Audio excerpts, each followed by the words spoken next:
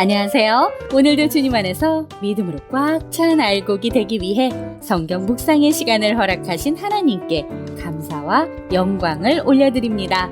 10월 4일 수요일 묵상 말씀을 시작하겠습니다. 오늘의 제목은 이스라엘의 분열입니다.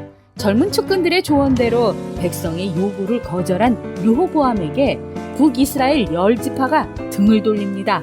이에 유다 지파 외에 온 이스라엘이 여로보암을 왕으로 추대합니다. 오늘 본문 열왕기상 12장 12절에서 24절까지의 말씀을 함께 듣겠습니다. 3일 만에 여로보암과 모든 백성이 르호보암에게 나왔으니 이는 왕이 명령하여 이르기를 3일 만에 내게로 다시 오라 하였습니다. 왕이 포악한 말로 백성에게 대답할세 노인의 자문을 버리고 어린 사람들의 자문을 따라 그들에게 말하여 이르되 내 아버지는 너희의 멍에를 무겁게 하였으나 나는 너희의 멍에를 더욱 무겁게 할지라. 내 아버지는 채찍으로 너희를 징계하였으나 나는 전갈 채찍으로 너희를 징치하리라 하니라. 왕이 이같이 백성의 말을 듣지 아니하였으니 이 일은 여호와께로 말미암아 난 것이라. 여호와께서 전에 실로 사람 아히야로 느밧의 아들 여로보암에게 하신 말씀을 이루게 하심이더라. 온 이스라엘이 자기들의 말을 왕이 듣지 아니함을 보고 왕에게 대답하여 이르되 우리가 다윗과 무슨 관계가 있느냐? 이새의 아들에게서 받을 유산이 없도다. 이스라엘아, 너희의 장막으로 돌아가라. 다윗이여, 이제 너는 내 집이나 돌아보라 하고 이스라엘이 그 장막으로 돌아가니라. 그러나 유다 성읍들에 사는 이스라엘 자손에게는 르호보암이 그들의 왕이 되었더라. 르호보암 왕이 역군의 감독 아도람을 보냈더니 온 이스라엘이 그를 돌로 쳐 죽인지라. 르호보암 왕이 급히 수레에 올라 예루살렘으로 도망하였더라. 이에 이스라엘이 다윗의 집을 배반하여 오늘까지 이르렀더라. 온 이스라엘이 여로보암이 돌아왔다 함을 듣고 사람을 보내 그를 공회로 청하여 온 이스라엘의 왕으로 삼았으니 유다 지파 외에는 다윗의 집을 따르는 자가 없음이라. 르호보암이 예루살렘에 이르러 유다 온 족속과 베냐민 지파를 모으니 택한 용사가 18만 명이라. 이스라엘 족속과 싸워 나라를 회복하여 솔로몬의 아들 르호보암에게 돌리려 하더니 하나님의 말씀이 하나님의 사람 스마야에게 임하여 이르시되 솔로몬의 아들 유다왕 르호보암과 유다와 베냐민 온 족속과 또 그 남은 백성에게 말하여 이르기를 여호와의 말씀이 너희는 올라가지 말라. 너희 형제 이스라엘 자손과 싸우지 말고 각기 집으로 돌아가라. 이 일이 나로 말미암아 난 것이라 하셨다 하라 하신지라. 그들이 여호와의 말씀을 듣고 그 말씀을 따라 돌아갔더라. 하나님은 어떤 분이실까요? 12절에서 15절 말씀을 보시면 르호보암은 솔로몬 시절에 고된 노역에서 벗어나게 해달라는 백성들의 청을 들어주지 않고 젊은 측근들의 말을 따라 솔로몬보다 더 고되게 백성들에게 징치할 것을 선언합니다. 하지만 이것은 하나님께서 르호보암을 통해 하나님의 말씀을 이루어 가시는 하나님의 방법입니다.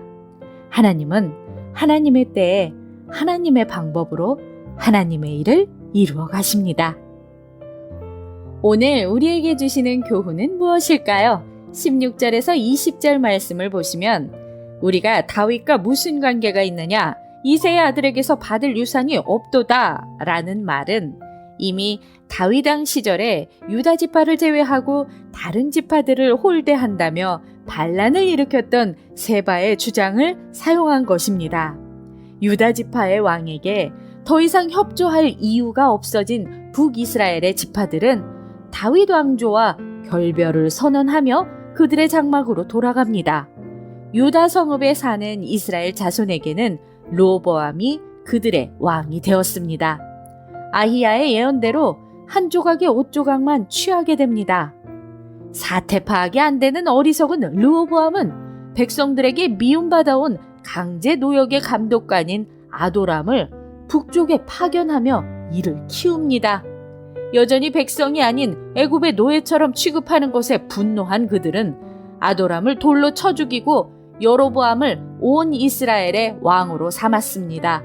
결국 유다 지파 외에는 다윗 왕조를 따르는 자가 없습니다. 정치, 종교 지도자들에게 하나님의 말씀과 백성의 소리를 듣는 마음을 갖도록 우리는 기도해야 합니다.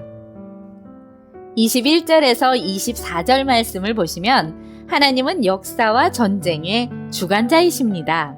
하나님의 뜻을 이루기 위해 르호보암이 젊은 측근들의 말을 따를 때에는 침묵하시다가 동족들과의 전쟁은 막으십니다. 침묵하시는 것도 개입하시는 것도 모두 하나님의 뜻을 이루기 위한 방편임을 알아야 합니다. 지금도 하나님은 우리의 삶에 침묵과 개입으로 그분의 뜻을 이루어 가십니다. 기도하겠습니다. 하나님, 오늘 우리에게 주신 말씀대로 우리의 삶을 주관하시는 하나님을 볼 수 있는 지혜를 허락하여 주시옵소서. 예수 그리스도의 이름으로 기도드립니다. 아멘. 이스라엘의 분열은 그들이 하나님을 떠나 우상을 숭배하고 하나님께 돌아오지 않은 것에 대한 징계입니다. 북이스라엘이 고된 노역에서 해방시켜달라는 요구를 들어주지 않아서 반란을 일으켜 분열된 것이 아닙니다. 우리에게 일어나는 상황들을 바라보며 하나님의 역사하심을 바르게 볼 수 있는 영적인 눈과 지혜를 가질 수 있도록 하나님께 간구하며 오늘도 광야 같은 세상에서 승리합시다. 저는 내일 다시 찾아뵙겠습니다.